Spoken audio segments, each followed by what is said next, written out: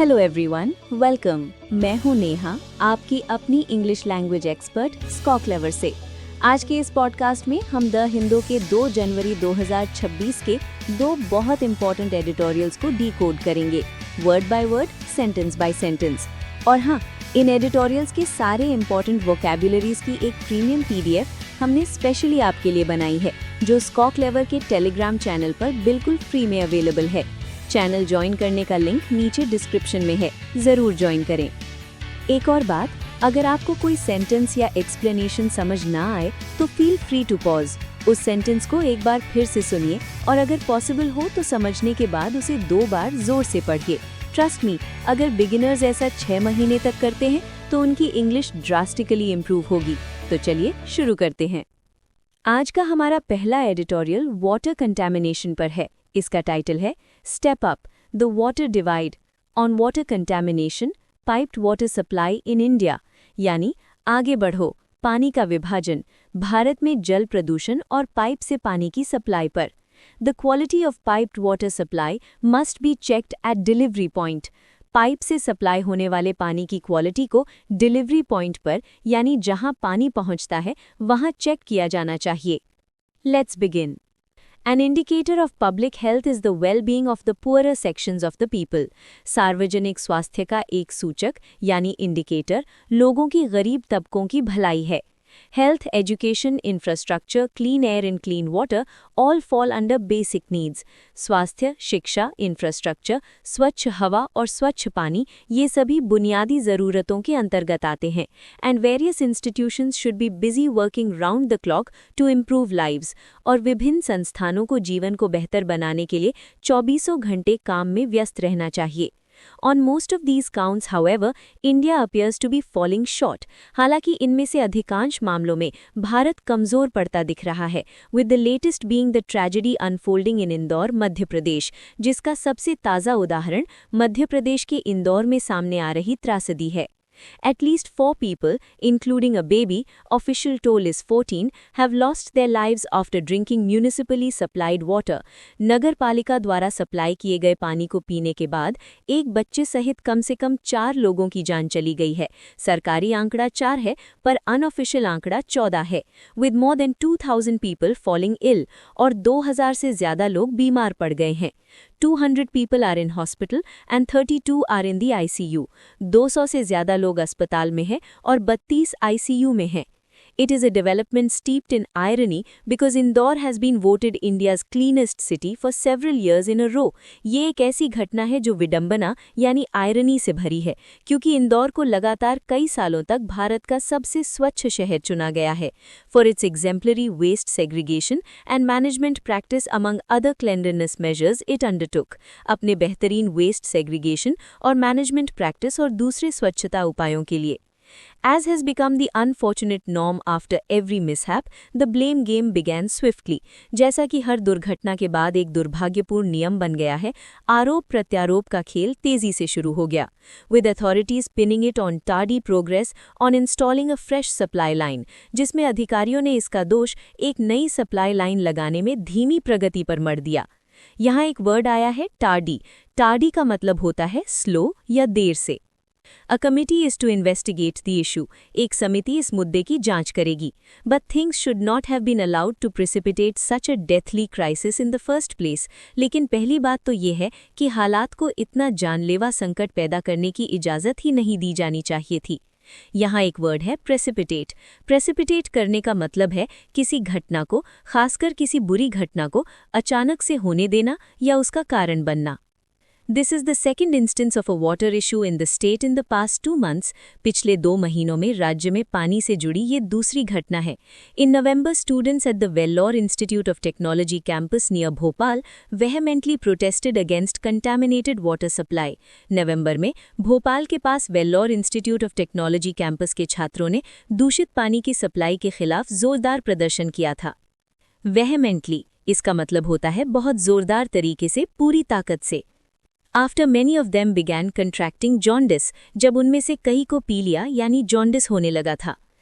It's a shame that despite progress under the Swachh Bharat Mission and Jal Jeevan Mission, water woes continue. ये शर्म की बात है कि स्वच्छ भारत मिशन और जल जीवन मिशन के तहत प्रगति के बावजूद पानी की समस्याएं बनी हुई हैं.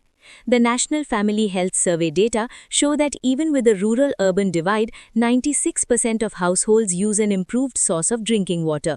राष्ट्रीय परिवार स्वास्थ्य सर्वेक्षण के आंकड़ों से पता चलता है कि ग्रामीण शहरी विभाजन के बावजूद 96% परिवार पीने के पानी के लिए एक बेहतर स्रोत का उपयोग करते हैं. A municipal supply is always considered to be a safe and improved source. एक नगरपालिका सप्लाई को हमेशा एक सुरक्षित और बेहतर स्रोत माना जाता है. And if checks and balances were in place, the authorities at Indore would have spotted the contamination and let people know of the dangers. और अगर जांच और संतुलन की व्यवस्था होती, तो इंदौर के अधिकारियों ने प्रदूषण का पता लगा लिया होता और लोगों को खतरों के बारे में बता दिया होता. Giving access to water is meaningless unless the quality of the supply is assured. पानी तक पहुंच देना तब तक अर्थहीन है जब तक सप्लाई की क्वालिटी सुनिश्चित न हो. There needs to be better enforcement of water guidelines and other environmental laws at all levels. सभी स्तरों पर जल दिशा निर्देशों और अन्य पर्यावरणीय कानूनों को बेहतर ढंग से लागू करने की आवश्यकता है. Air pollution is already wreaking havoc on citizens' health. Unsafe drinking water should not be added to the list. वायु प्रदूषण पहले से ही नागरिकों के स्वास्थ्य पर कहर बरपा रहा है. असुरक्षित पीने के पानी को इस सूची में नहीं जोड़ा जाना चाहिए. यहाँ वर्ड है रीकिंग. रीकिंग हैवक का मतलब होता है बहुत ज्यादा तबाही या बर्बादी मचाना. The incidents in Madhya Pradesh should be taken as a wake-up call for India's water management. Madhya Pradesh की घटनाओं को भारत के जल प्रबंधन के लिए एक wake-up call यानी एक चेतावनी के रूप में लेना चाहिए. With a population that is close to 147 crore, India's waterborne disease burden is also high. लगभग 147 करोड़ की आबादी के साथ भारत में पानी से होने वाली बीमारियों का बोझ भी बहुत ज्यादा है. All states should immediately check water supply sources for chemical and sewage contaminants. सभी राज्यों को तुरंत रासायनिक और सीवेज प्रदूषकों के लिए पानी की सप्लाई के स्रोतों की जांच करनी चाहिए. Old infrastructure including pipes must be repaired or replaced. पुराने इंफ्रास्ट्रक्चर की मरम्मत या उन्हें बदला जाना चाहिए. There should be strict enforcement of policy and monitoring of practice along with awareness campaigns. जागरूकता अभियानों के साथ-साथ नीति का कड़ाई से पालन और प्रैक्टिस की निगरानी होनी चाहिए. Indore and many more cities in India have to clean up their act or risk more deaths. Indore और भारत के कई और शहरों को अपने तौर तरीके सुधारने होंगे, वरना और मौतों का खतरा बना रहेगा. तो ये था हमारा पहला एडिटोरियल. अगर हम इस एडिटोरियल के टोन की बात करें तो इसका टोन क्रिटिकल और एनालिटिकल है. क्रिटिकल इसलिए क्योंकि ये इंदौर के प्रशासन और भारत के वाटर मैनेजमेंट सिस्टम की साफ आलोचना करता है, और एनालिटिकल इसलिए क्योंकि ये समस्या के कारणों जैसे ओल्ड इंफ्रास्ट्रक्चर और लैक ऑफ मॉनिटरिंग का विश्लेषण करता है और समाधान भी बताता है. ओके, अब एक छोटा सा ब्रेक लेते हैं. क्या आप vocabulary, idioms and frizzle verbs को याद करते करते थक गए हैं? तो डाउनलोड कीजिए स्कॉ Clever app Google Play Store से. हमारे ऐप में एक यूनिक लर्निंग टेक्निक है जिससे आप एक बार पढ़ेंगे और फिर कभी नहीं भूलेंगे. एस्पिरेंट्स के लिए ये एक गेम चेंजर है, जरूर ट्राई कीजिए. ऑल्सो हमारा ये नया पॉडकास्ट इनिशिएटिव आपको कैसा लग रहा है? कमेंट करके जरूर बताएं. इसे बनाने में बहुत मेहनत लगती है, तो प्लीज हमें अपना सपोर्ट दिखाएं. इस पॉडकास्ट को लाइक करें, अपने दोस्तों के साथ शेयर करें और हाँ, सब्सक्राइब करना बिल्कुल न भूलें. चलिए अब हम अपने दूसरे एडिटोरियल पर आते हैं जो भारत में माइग्रेंट्स के खिलाफ बढ़ते हेट क्राइम्स पर है. टाइटल है mob rule on migrants rising hate crimes in India, यानी भीड़ का शासन प्रवासियों और भारत में बढ़ते घृणा अपराधों पर.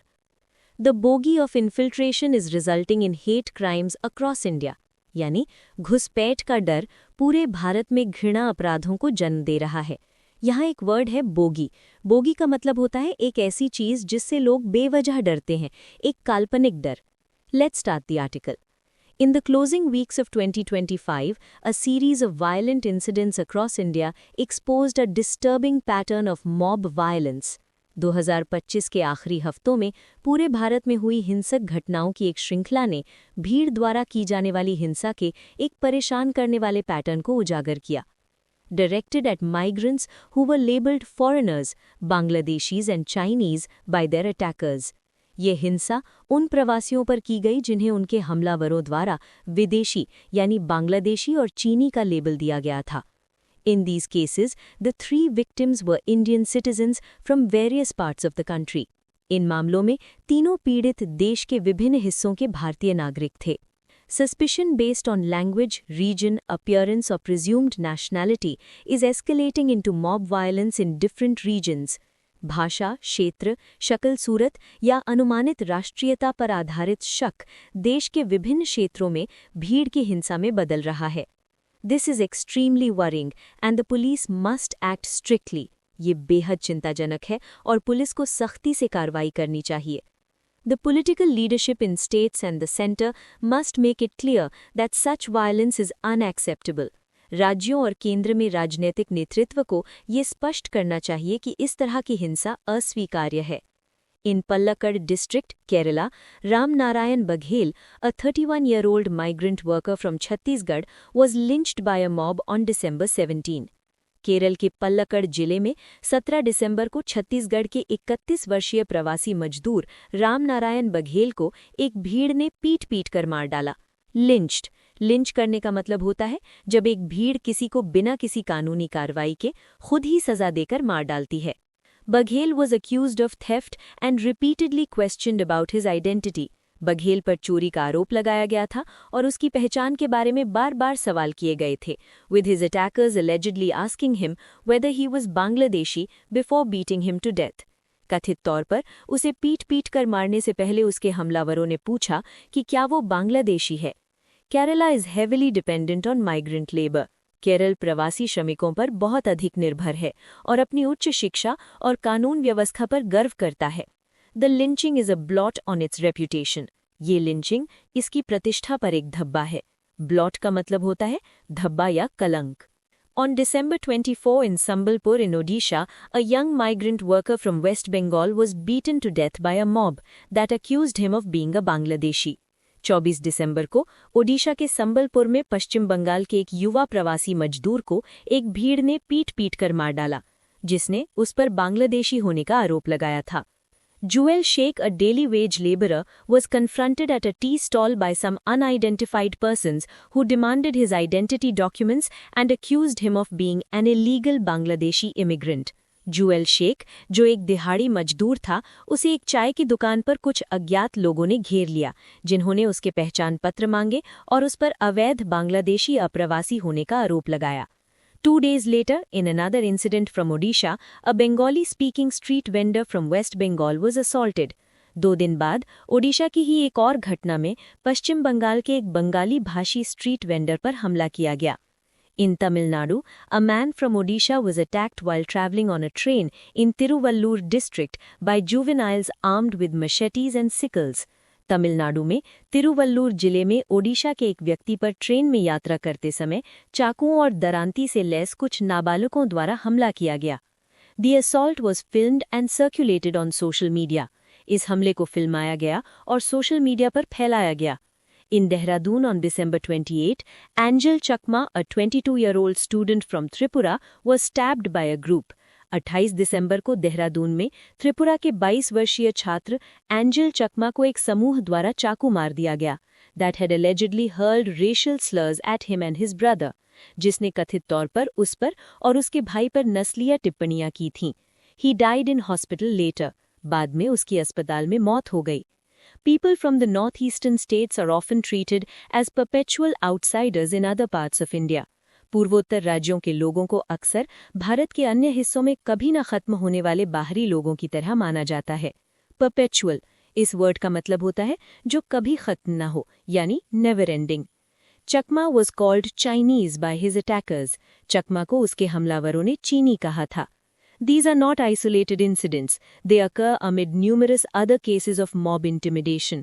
ये कोई अलग-थलग घटनाएं नहीं है. ये भीड़ द्वारा डराने धमकाने के कई और मामलों के बीच होती हैं. Sometimes targeting worshippers of minority communities, other times even young students celebrating a friend's birthday. कभी अल्पसंख्यक समुदायों के उपासकों को निशाना बनाया जाता है, तो कभी किसी दोस्त का जन्मदिन मना रहे युवा छात्रों को भी. The police in the states have responded to these horrible crimes by making some arrests, but that is not sufficient. राज्यों की पुलिस ने इन भयानक अपराधों पर कुछ गिरफ्तारियां करके प्रतिक्रिया दी है, लेकिन ये पर्याप्त नहीं है. The BJP has turned its incendiary campaign against illegal infiltration from Bangladesh as a central plank in the forthcoming assembly elections in Assam and West Bengal. Bharatiya Janata party ने असम और पश्चिम बंगाल में होने वाले आगामी विधानसभा चुनावों में बांग्लादेश से अवैध घुसपैठ के खिलाफ अपने भड़काऊ अभियान को एक मुख्य मुद्दा बना लिया है। यहाँ एक वर्ड है प्लैंक। पॉलिटिकल कॉन्टेक्स्ट में प्लैंक का मतलब होता है किसी पार्टी के कार्यक्रम का एक मुख्य बिंदु या मुद्दा। It is no coincidence that mobs across the country feel emboldened to raise this bogey at random against helpless people. ये कोई संयोग नहीं है कि देश भर की भीड़ असहाय लोगों के खिलाफ बेतरतीब से इस डर को उठाने के लिए प्रोत्साहित महसूस कर रही है। Emboldened इसका मतलब है किसी को कुछ करने के लिए साहसी या निगर बना देना। The BJP should realize the dangers of its campaign and restrain itself. Bhajpa को अपने अभियान के खतरों को समझना चाहिए और खुद पर संयम रखना चाहिए। तो ये था हमारा दूसरा एडिटोरियल। काफी डिस्टर्बिंग था।